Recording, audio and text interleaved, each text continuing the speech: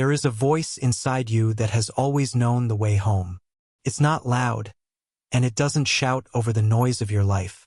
It speaks softly, like the gentlest breeze through autumn leaves, like the quiet hum of the earth beneath your feet. But in our modern world, so many of us have forgotten how to listen. We live in a time where information is everywhere, but wisdom is rare. We scroll endlessly for answers, we consume endless content seeking validation, and we look outside ourselves for direction that was meant to come from within. Think about it. When was the last time you sat completely alone with your thoughts? Not scrolling, not planning, just being.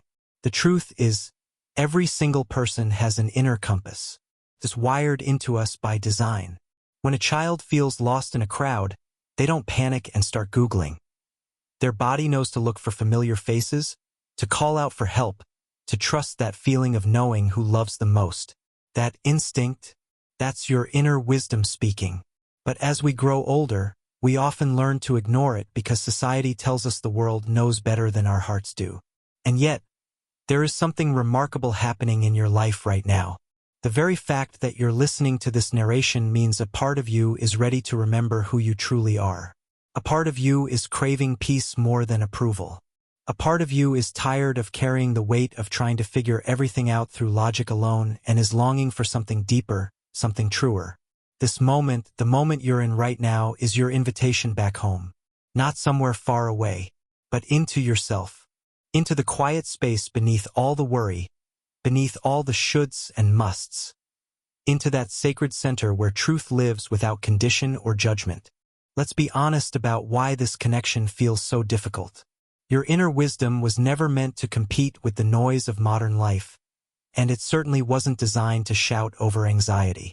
The problem is that we've built environments where silence feels uncomfortable, where being alone with yourself triggers fears we'd rather not face. When you sit quietly, thoughts arrive.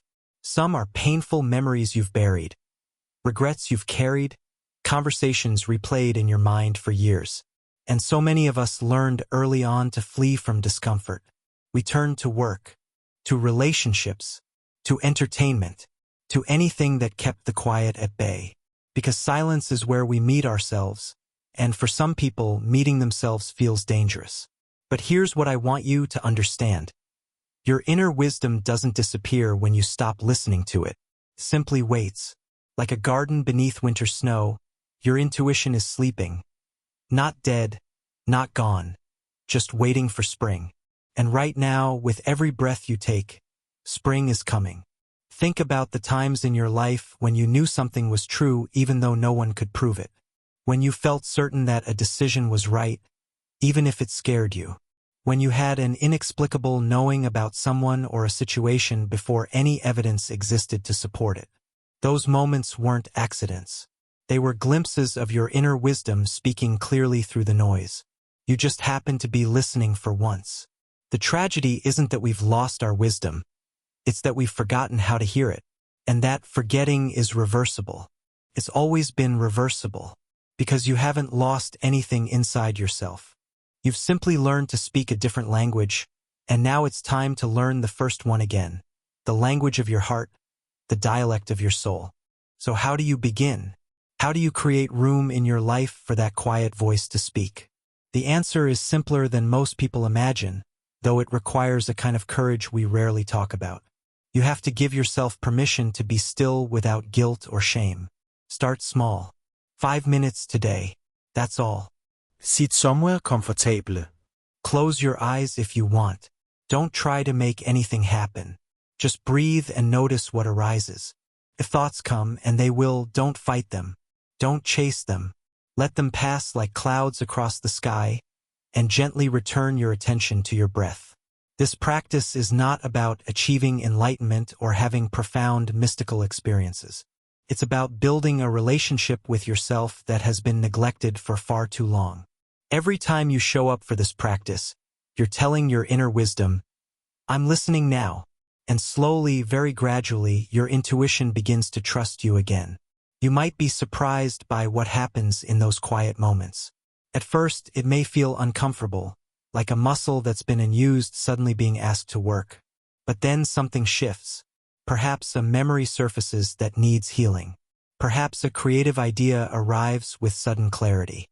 Perhaps you simply feel a deep sense of peace that reminds you who you are beneath all the roles and responsibilities you've taken on in life. And here's what many people don't realize. Stillness is not passive. It's one of the most active things you can do for your soul. In those quiet moments, you're not doing nothing, you're allowing yourself to receive. You're opening a channel that has been closed by years of noise and distraction. And when you open it, wisdom flows through like water finding its way home to the ocean. Now let's talk about how your inner wisdom actually communicates with you. Because it speaks in many languages, and learning to recognize those voices is essential. Sometimes it comes as a feeling in your body. Have you ever noticed that certain decisions leave you feeling light, expansive, energized, and others leave you feeling contracted, heavy, drained? That physical response isn't random. It's wisdom speaking through sensation. Sometimes it arrives as an intuition, a sudden knowing without logical explanation. You just know. Not think, but know. That kind of knowledge is rare and precious, and when it arrives, honor it. Don't rush to rationalize away what your body and heart already understand. It also speaks through dreams. Not every dream needs interpretation, but many contain messages from deeper layers of consciousness that your waking mind has overlooked. Pay attention to recurring symbols, emotions you felt in sleep, and impressions that linger upon waking. These are whispers from the inner self trying to break through into awareness. Your intuition is always speaking. It's just waiting for you to quiet enough to hear it. And the more you practice listening, the clearer those signals become. It's like a radio station. At first, there's only static and noise.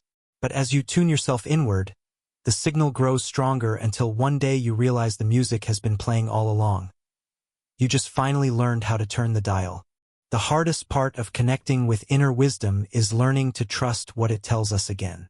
For many people, especially those who've been told their feelings were wrong, or that they were too sensitive or not practical enough, this trust has been deeply eroded by years of external criticism and self-doubt. But here's the beautiful truth. You don't need permission to listen to yourself anymore. You never did. Every time you choose your inner knowing over someone else's opinion, you're rebuilding that trust brick by brick. Every time you honor a feeling instead of dismissing it as inconvenient, you're strengthening the bond between who you are and what you know. And every decision made from authenticity, no matter how small, adds another layer to the foundation of self-trust that your inner wisdom needs in order to speak freely. This is where transformation happens. Not in some distant future when you'll finally feel ready or fixed enough, but right here and now, in each moment of choosing yourself over fear, choosing truth over comfort, choosing love over approval. The voice within has been speaking all along.